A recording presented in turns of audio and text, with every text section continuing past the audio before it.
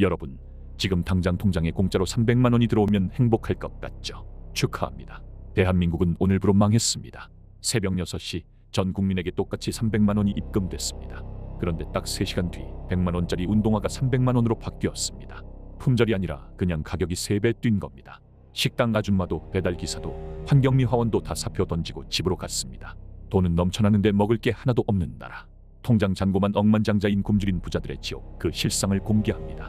2026년 5월 18일 대한민국 역사상 가장 거대한 실험이 시작됐다. 새벽 6시, 평소라면 지옥철에 몸을 싣고 있어야 할 시간인데 온 나라가 핸드폰 진동 소리로 요동쳤다. 국가 기본소득 300만 원 입금 완료. 조건도 심사도 없는 생돈 300만 원.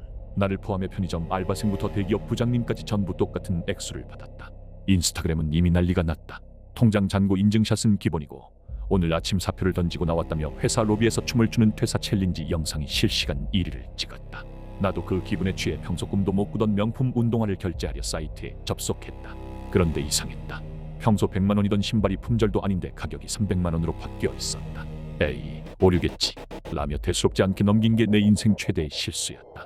사흘 뒤 세상은 내가 알던 모습이 아니었다. 점심을 먹으러 밖으로 나갔는데 거리가 무슨 좀비 영화 세트장 같다. 문을 연 식당이 단 한 곳도 없다. 평소 단골이던 국밥집 문에는 이런 글귀가 써붙어 있었다. 나도 300 받는데 왜 이 짓을 합니까? 은퇴합니다. 찾지 마세요. 배달 앱을 켰지만 주문 가능한 가게가 없습니다라는 문구만 떴다. 배달 기사들도 오늘부터 다들 휴가라며 오토바이를 중고시장에 내놓고 있었다. 웃긴 건 그 중고 오토바이 가격이 신차 가격의 2배를 넘어섰다는 거다. 일할 사람이 사라지자 세상의 모든 서비스가 마비됐다. 거리엔 쓰레기가 산더미처럼 쌓여가고 하수구가 막혀 악취가 진동하는데 환경미 화원분들도 우리도 돈 생겼으니 좀 쉬겠다 며 휴직을 선언했다. 대한민국은 지금 현금만 넘쳐나고 일손은 하나도 없는 부자들의 쓰레기장이 되어가고 있다. 열흘이 지나고 배가 너무 고파서 겨우 문을 연 구멍가게를 찾았다. 그런데 거기서 본 광경은 가히 충격적이었다. 평소 500원 하던 껌 한 통이 2,000원, 1,500원 하던 봉지라면 한 봉지가 5,000원이 되어 있었다. 주인 할아버지는 당당했다. 물건 떼오는 트럭 기사가 월급 1,000만 원 안 주면 운전 안 한다는데 어떻게? 억울하면 사지 마 라고 소리를 지르신다. 결국 눈물을 머금고 나면 몇 봉지를 샀는데 계산서를 보니 내 통장에 300만 원은 이미 반토막이 나 있었다. 300만 원을 공짜로 받았는데 전 세계에서 한국 원화 가치가 쓰레기가 되면서 환율은 폭등하고 기름값은 리터당 6,000원을 돌파했다. 이제 차를 끌고 나가는 건 상상조차 할 수 없다. 다들 300만 원씩 주머니에 넣고는 있는데 그 돈으로 살 수 있는 게 예전 80만 원어치도 안 되는 기괴한 상황이 벌어진 거다. 가장 비극적인 건 마트 현장이다.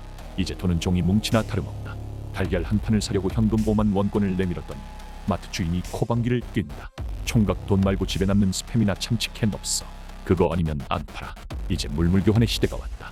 현금이 넘쳐나니 아무도 현금을 믿지 않는다. 편의점 앞에서는 유통기한이 다 되어가는 삼각김밥 하나를 두고 장정 둘이서 주먹 다짐을 벌인다.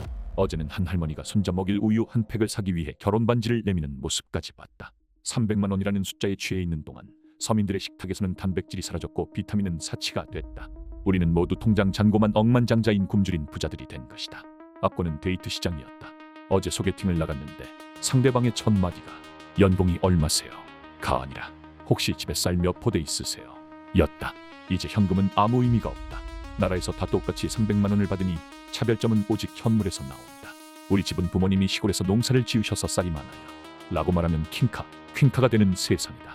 반면 20년 동안 성실하게 저축해서 2억 원을 모아둔 내 친구는 매일 밤 술을 마시며 운다. 그가 피눈물 흘리며 모은 2억 원이 인플레이션 한 달 만에 실질 가치가 6천만 원으로 쪼그라들었기 때문이다. 반면 강남에 빚내서 빌딩 산 사람들은 축제 분위기다.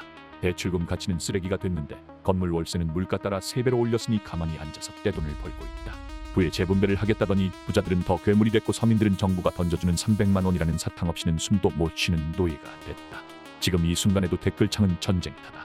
그래도 300만 원이라도 있으니 집에서 놀 수 있어서 좋다 는 배짱이들과 나라 경제가 베네수엘라 꼴 났다는데 정신 못 차리냐 는 비판이 치열하게 맞붙는다.